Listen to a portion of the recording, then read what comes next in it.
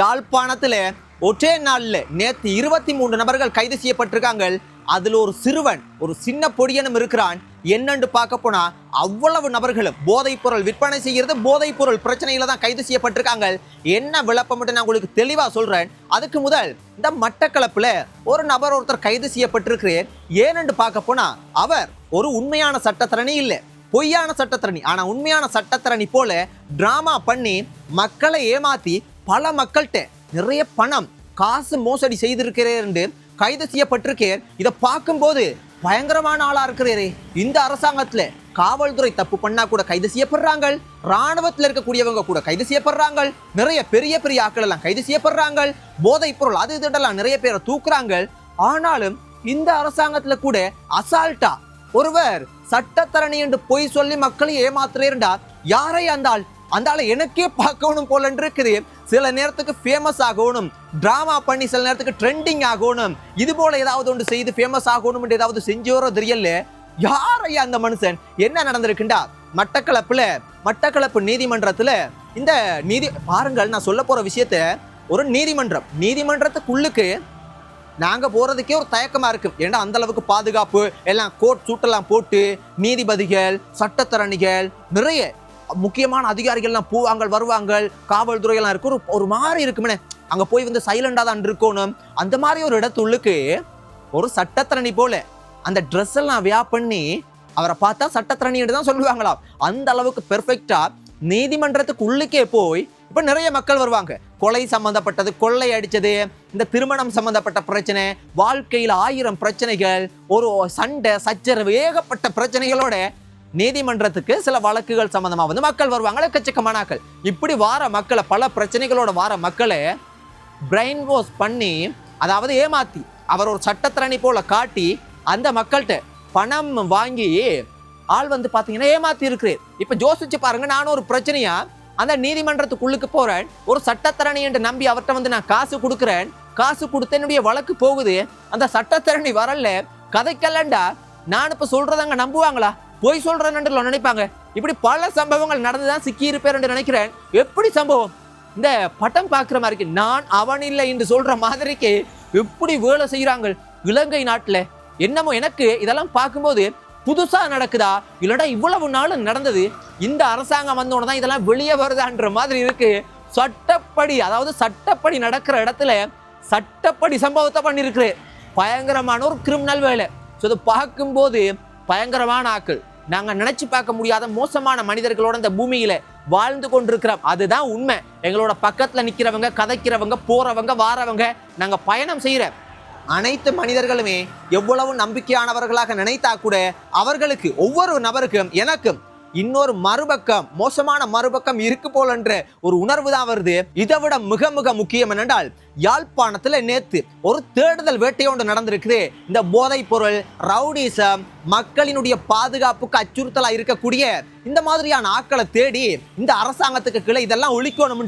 Special team, காவல்துறையிலேயே புலனாய்வு ஒரு special team எல்லாம் வேலை செஞ்சு கொண்டிருக்கிறாங்க. இந்த மாதிரியான ஆட்களை வந்து தேடுதல் வேட்டையோடு நடந்திருக்கு. இதுல 23 நபர்கள் கைது செய்யப்பட்டிருக்காங்க. இந்த 23 நபர்களும் மிக மிக யாழ்ப்பாணத்துல மிக மிக முக்கியமான புள்ளிகள் என்று சொல்லப்படக்கூடிய போதைப் பொருளை விற்பனை செய்யக்கூடிய இளம் சமுதாயத்தை, பள்ளிக்கூடம் போற மாணவ மாணவிகளை, மக்களை, இளைஞர்களை, பெண்களை டார்கெட் பண்ணி போதைப் பொருள் விற்பனை செய்யக்கூடிய ஒரு ஆட்களை தான் தேடுதல் வேட்டையில சும்மா சிங்கம் போல வந்து பாத்தீங்கன்னா, சிங்கம் பட சூர்யா போல தூக்கிட்டு வந்திருக்கிற மாதிரிக்கு வந்து தூக்கிட்டு வந்திருக்காங்க. அதுல மிக மிக கவலையான, அதிர்ச்சியான, மோசமான விஷயம் ஒன்று என்னண்டா, ஒரு சின்ன பொடியன் ஒருத்தன் அதுல கைது செய்யப்பட்டிருக்கிறான்.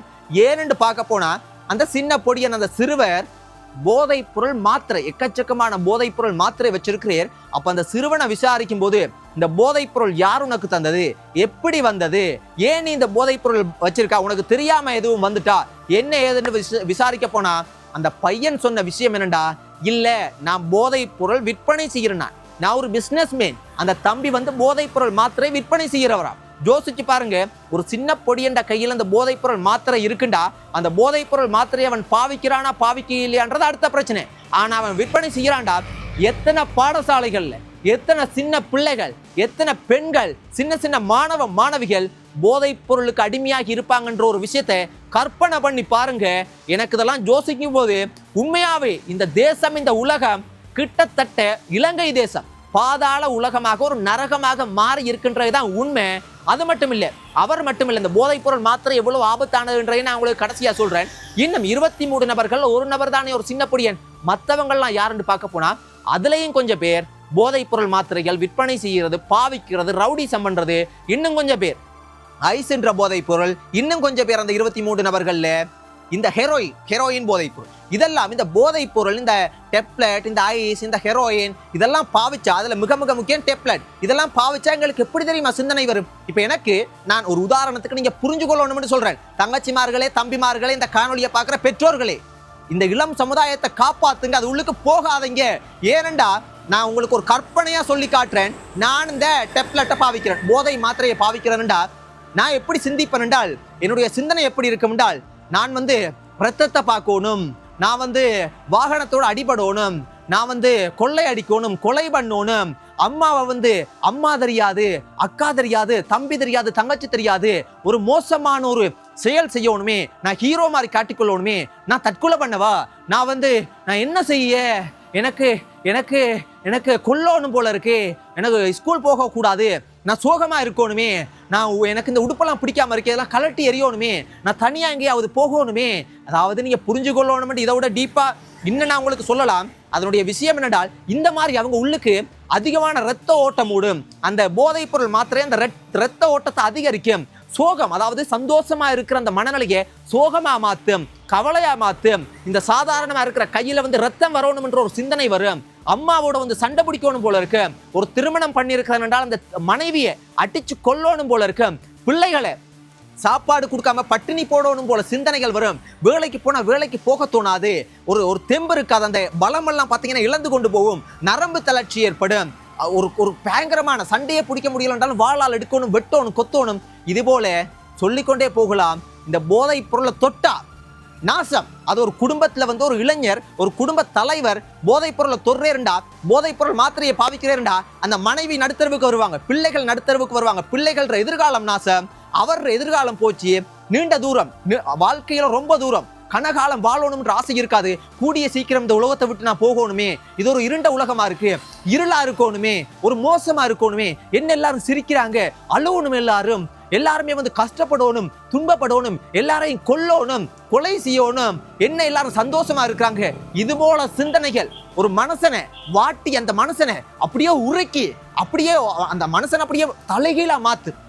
யோசிச்சு பாருங்க, ஒரு சின்ன பொடியண்ட கையில போதைப் பொருள் மாத்திரை இருக்குண்டா, இவ்வளவு காலம் காவல்துறை என்ன பண்ணாங்க, ராணுவம், பாதுகாப்புக்கு இருக்கிற ராணுவம் என்ன பண்ணாங்க, புலனாய்வு என்ன பண்ணாங்க, இதுக்கு முதல் இருந்த அரசாங்கம், பொலிட்டீசியன் என்ன செஞ்ச நீங்க? ஒரு சின்ன பொடியண்ட கையில போதைப் பொருள் மாத்திரை, அதுவும் யாழ்ப்பாணம் எப்பேற்பட்ட இடம், தலைகீழா மாத்தி இருக்கிறாங்க, தலைகீழா அப்படியே ஒரு தலைகீழா ஒரு மனுஷன் அப்படியே கட்டி தலைகீழா தொங்க விட்டா எப்படி இருக்கும், அதை விட மிக கொடூரமா மாத்தி வச்சிருக்காங்க. அம்மாமார்களே, தம்பிமார்களே, தங்கச்சிமார்களே, இதை விட்டுருங்க, வேணாம் அம்மா, இது உள்ளுக்கு நீங்க கால் வச்சா, நான் தொடர்ச்சியா சொல்றதே போலதான், கன்னிவெடி மேல கால் வைக்கிற மாதிரி, மிக மிக ஆபத்தான கன்னிவெடி மேல கால் வச்சா என்ன நடக்கும்? எடுக்கவே இல்லாத, எடுத்தா வெடிச்சு சிதறிடுவீங்க, உங்களோட வாழ்க்கை அவ்வளவுதான். அதனால தொட்டும் பாத்துறாதீங்க, டேஸ்ட் பாருங்க, அது பாருங்க, இது பாருங்கட்டு. இந்த காணொலி பார்க்குற நிறைய தம்பிமார்கள், தங்கச்சிமார்கள் உங்களுக்கு தெரியும், உங்களோட கொஞ்சம் நான் மனசு விட்டு கதைக்கிறேன். இந்த காணொலி நீங்க பார்க்கும்போது உங்களுக்கு தெரியும், நீங்க எவ்வளவு கள்ளக்கலவா உங்களோட நண்பர்கள் நண்பிகளோட டியூஷனுக்கு போறேன், ஸ்கூல்ல பாத்ரூம் உள்ளுக்கு வச்சு கள்ளக்கலவா பாவிக்கிறீங்க தானே, வேணாம் அம்மா, அதை விட்டுருங்க. நீங்க பயப்படாதீங்க, உங்களோட அம்மாட்ட, உங்களோட அப்பாட்டையோ, இல்லைன்னா டீச்சர்ட்டையோ, பிரின்சிபல்ட்டையோ, உங்களுக்கு நம்பிக்கையானவங்கள்ட்ட எப்படியாவது அதை சொல்லி பயப்படாதீங்க. நீங்க பயப்படாதீங்க, நீங்க தெரியாம பாவிச்சிட்டீங்க, தெரியாம அது உள்ளுக்கு போயிட்டீங்க. ஏன் நான் இதை டீப்பா இவ்வளவு தூரம் கதைக்கிறேன்டா, மிக மிக எங்களால நினைச்சு கூட பார்க்க முடியாத பாருங்க, இன்றைக்கு எக்ஸாம், ஓலவலோ ஏலவலோ எக்ஸாம் நினைக்கிறேன், அந்த பரீட்சைக்கு போக முடியாம தற்கொலை பண்றாங்க, 1-2 எக்கச்சக்கமான பேர் தற்கொலை பண்றாங்க. ஏன்? ஒரு எக்ஸாமுக்கு போக பயம் இல்லாம தான் சொல்றாங்க, நான் எல்லாரையும் சொல்லல. அதனுடைய ஆழத்தை நாங்க போய் பார்த்தா, சில நேரத்துக்கு அவங்க டெப்லெட் எல்லாம் பாவிச்சிருக்கலாம், பாவிச்சா அவங்களோட மனநிலை சாதாரண மாணவர்கள் போல இருக்காது, மாறி இருக்கும். அதனால வேணாமாம்மா, அது வேணாம், தயவு செய்து வேணாமாம்மா, விட்டுருங்க. அதான் சொல்லுவேன், நான் கடவுள்கிட்ட வேண்டிக் கொள்றேன், தயவு செய்து அது இருந்து வாங்க.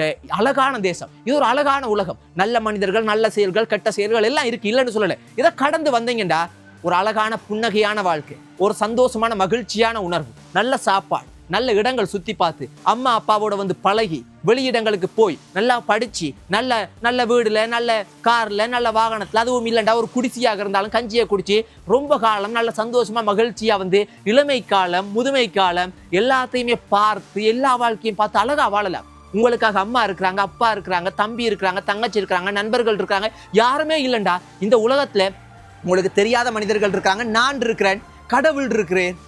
வாழுங்க, வேணாம் அதை விட்டு கொஞ்சம் வெளியே வந்துருங்கம்மா. இது நான் கூட மனசோட இந்த குட்டி குட்டி எங்கட தங்கச்சிமார்கள் தம்பிமாரோட கதைக்கிறேன். வேணாம் அம்மா. நன்றி சொந்தங்களே, இதை விட்டு வெளியே வந்துருங்க, எப்படியாவது தான் சொல்ல முடியும். நன்றி.